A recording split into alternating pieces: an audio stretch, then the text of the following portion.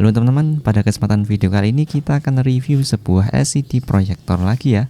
Dan ini adalah Tera E460 proyektor. Saat video ini dibuat, proyektor ini punya bandrol harga di 1,2 juta untuk yang basic dan 1,4 juta yang versi Android. Dan unit yang kita review ini adalah yang versi Android ya. Untuk link pembeliannya saya sertakan di deskripsi di bawah, barangkali nanti ada yang minat juga. So, kira-kira seperti apa? Langsung aja ya, mari kita buka. Untuk tampilan boxnya seperti ini ya. Dan saya lihat di boxnya ini nggak ada tulisan merek atau tipenya, cuma ada tulisan Home Theater Projector aja. Dan lanjut, mari kita buka aja.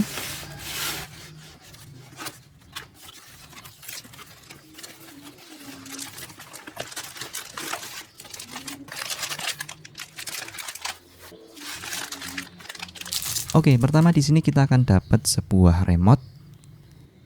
Kemudian ada kabel untuk ke power ya. Selanjutnya kita akan dapat kabel HDMI to HDMI. Selanjutnya ada kabel AV. Lalu ada sebuah buku petunjuk manual penggunaan. Dan terakhir tentu saja inilah unit proyektornya. Oke, dan inilah apa aja yang kita dapatkan dalam box dari proyektor Tera E460 ini. Dan selanjutnya mari kita lihat lebih detail sisi per sisi dari unit proyektornya. Oke, seperti inilah penampakannya, di mana proyektor ini punya dimensi bodi yang tergolong ringkas alias tidak terlalu besar, serta punya bobot yang termasuk cukup ringan. Kemudian di bagian atas ini terdapat beberapa tombol ya, yaitu ada tombol navigasi, tombol home, tombol menu, tombol kembali, dan tombol power. Lanjut di sini ada wheel atau tuas untuk mengatur fokus dan juga keystone correction atau kemiringan. Bagian samping kanan sini cuma terdapat port untuk yang ke power ya. Kemudian bagian samping kiri sini terdapat slot micro SD, port USB, port HDMI, port AV, dan output lubang jack audio 3,5 mm. Dan di bawahnya ada juga port VGA-nya. Di sini bisa dikatakan untuk dukungan portnya udah cukup lengkap ya. Kemudian bagian belakang tampilannya kayak gini. Lalu bagian bawahnya seperti ini. Kemudian untuk bagian depannya seperti ini ya. Dimana di sini ada penutup lensanya dan udah dikasih tali karet juga biar nggak mudah hilang. Oke, untuk spesifikasinya, proyektor Tera E460 ini punya resolusi natif di 1280x720 pixel alias HD, brightness di 120 ANSI lumens, projection distance atau jarak proyeksi bisa dari 1 sampai 4 meter, kemudian projection size atau ukuran proyeksi bisa dari 36 sampai 150 inci. Oke, lanjut dan langsung aja kita cobain proyektornya. Oh ya, dalam pengujian ini saya masangin proyektornya di jarak 1,5 meter dan ukuran screen yang tertampil kurang lebih sebesar 50 inci. Oke, seperti inilah ya tampilan awal atau home screen dari proyektornya setelah dinyalakan. Ya, karena ini udah OS Android, maka tampilannya akan sama kayak Smart TV, dimana di sini langsung disuguhin aplikasi-aplikasinya dengan tampilan yang serba kotak-kotak. Nah, tapi di sini kita akan coba dulu ya fitur basicnya, yaitu jika dijadikan untuk secondary screen. Untuk caranya, pertama kita arahin atau scroll aja ke bagian paling bawah, kemudian sebelah kanan.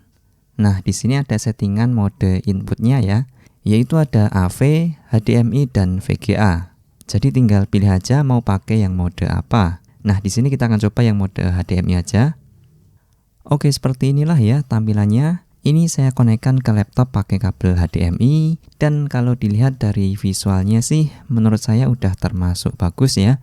Ketajaman dan detailnya udah oke. Ya, mengingat karena resolusinya juga udah HD 720p.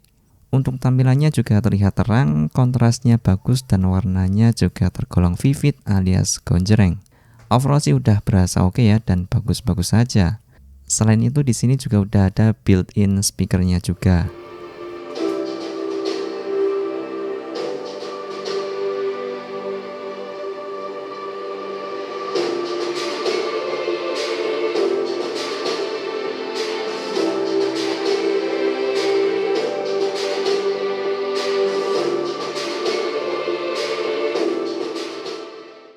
Oh ya, untuk mendapatkan tampilan visual yang maksimal, tentu aja direkomendasikan menggunakan proyektornya ini di kondisi yang gelap ya, seperti yang sedang kita contohkan ini. Nah, tapi di sini kita akan coba nyalakan lampu yang ada di ruangan ini dan seperti inilah tampilannya. Dan kalau saya lihat sih masih jelas banget ya visualnya, tapi tentu kepekatannya akan sedikit berkurang khususnya di bagian yang ada warna-warna gelapnya. Tapi overall sih masih sangat reliable dan nyaman dilihat. Oh ya, di sini tentu juga udah bisa memainkan konten-konten multimedia via storage eksternal ya, misal dari memori microSD, flash disk atau hard disk eksternal. Kita tinggal colokin aja dan langsung bisa diakses dan dimainkan filenya. Untuk cara buka filenya kita masuk aja ke menu TV File Manager.